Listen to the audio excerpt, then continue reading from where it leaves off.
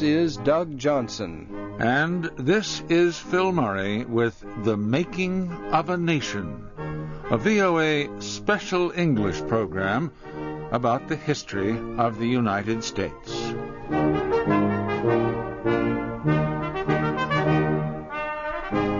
Today, we continue the story of America's 36th President, Lyndon Johnson. After John Kennedy was murdered, Vice President Lyndon Johnson served the last 14 months of Kennedy's term.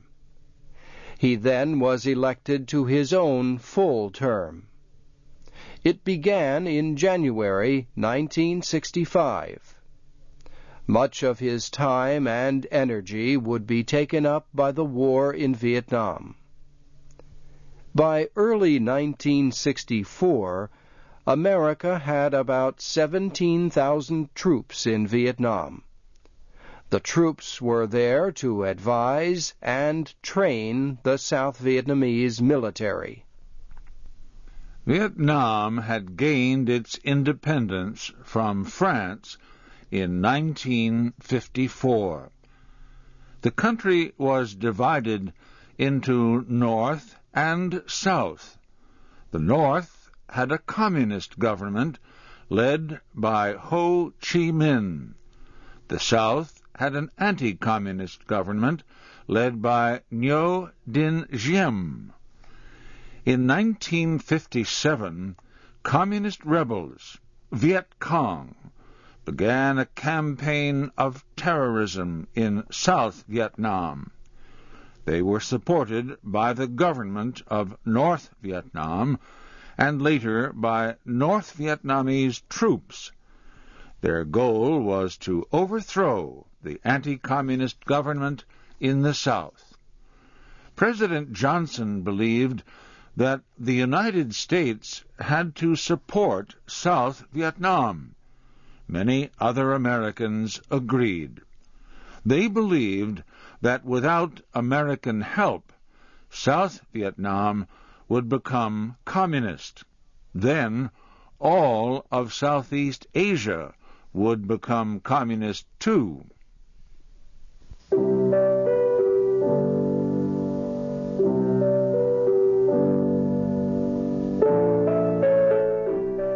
As Johnson's term began, his military advisers told him the communists were losing the war.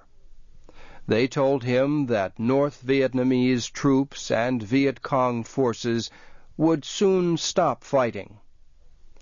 On February 6th, however, the Viet Cong attacked American camps at Pleiku and Quy Nhon. The Johnson administration immediately ordered air attacks against military targets in the north. Some observers in the United States questioned the administration's policy. For example, a leading newspaper writer, James Reston, said President Johnson was carrying out an undeclared and unexplained war in Vietnam. Johnson defended his policies. He said withdrawal would not bring an end to the conflict. He said the battle would continue in one country and then another. In March 1965, the first American ground troops arrived in South Vietnam. Congress supported the president's actions at the time. However, the number of Americans who opposed the war began to grow. These people said the war was a civil war. They said the United States had no right or reason to intervene. For 6 days in May, the United States halted air attacks on North Vietnam. The administration hoped this would help get the North Vietnamese government to begin negotiations. The North refused, and the United States began to build up its forces in the South. By July, 125,000 Americans were fighting in Vietnam. Some Americans became angry. Anti-war demonstrations took place in the cities of San Francisco and Chicago. More and more students began to protest. They wanted the war to end quickly. Writer James Reston commented that the anti-war demonstrations were not helping to bring peace to Vietnam. He said they were postponing it. He believed the demonstrations would make Ho Chi Minh think America did not support its troops, and that, he said, would make President Ho continue the war. In December 1965, the United States again halted air attacks against North Vietnam. Again, it invited the North Vietnamese government to negotiate an end to the fighting. And again, the North refused. Ho Chi Minh's conditions for peace were firm. He demanded an end to the bombing and a complete American withdrawal. Withdrawal would mean defeat for the South. It would mean that all of Vietnam would become communist. President Johnson would not accept these terms, so he offered his own proposals.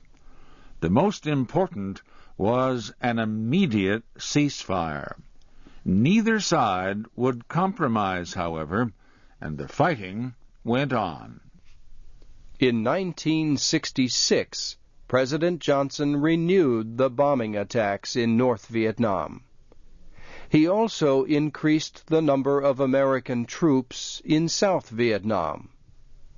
He condemned those who opposed his policies. He said, "The American people will stand united until every soldier is brought home safely. They will stand united until the people of South Vietnam can choose their own government."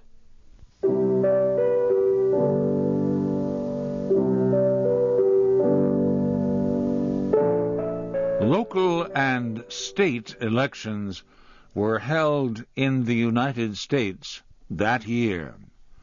The war in Vietnam had an effect on those elections. The opposition Republican Party generally supported the president's war efforts, yet it criticized him and other Democrats for economic problems linked to the war. The war cost $2,000 million every month. The price of many goods in the United States began to rise. The value of the dollar began to drop. The result was inflation.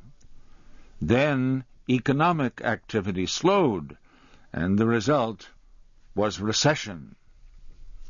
To answer the criticism, administration officials said progress was being made in Vietnam. But some Americans began to suspect that the government was not telling the truth about the war. Several news writers, for example, said the number of enemy soldiers killed was much lower than the government reported. Opposition to the war and to the administration's war policies led to bigger and bigger anti-war demonstrations. Studies were done to measure Americans' opinion on the issue. In a study in July 1967, a little more than half the people questioned said they did not approve of the president's policies. Yet most Americans believed he would run again for president the next year. Johnson strongly defended the use of American soldiers in Vietnam. In a speech to a group of lawmakers, he said, Since World War II, this nation has met and has mastered many challenges. Challenges in Greece and Turkey, in Berlin, in Korea, in Cuba. We met them because brave men were willing to risk their lives for their nation's security. And braver men have never lived than those who carry our colors in Vietnam this very hour. Then came Tet, the Vietnamese Lunar New Year, in January 1968. The Communists launched a major military campaign. They attacked 31 of the 44 provinces of South Vietnam. They even struck at the American embassy in the capital, Saigon. 50,000 Communist soldiers were killed during the Tet Offensive. 14,000 South Vietnamese soldiers were killed, and 2,000 American soldiers were killed. Thousands of Vietnamese civilians were killed, too. Many Americans were surprised, even shocked, that the Communists could launch such a major attack against South Vietnam. For several years, they had been told that Communist forces were small and were losing badly. As a result, popular support for the administration fell even more. Democrats who opposed President Johnson seized this chance.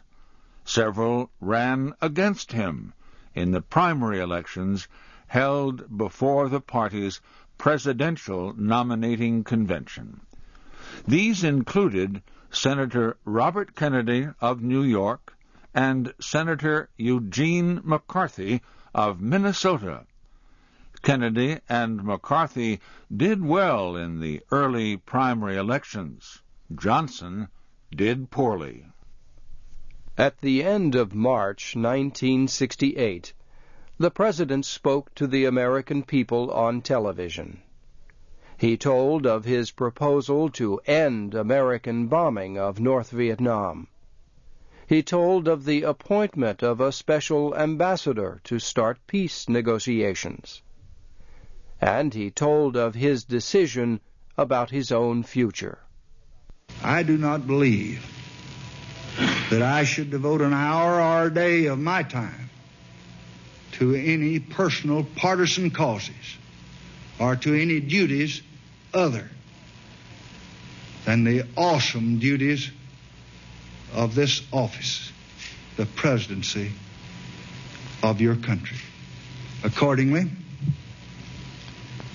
I shall not seek and I will not accept the nomination of my party for another term as your president.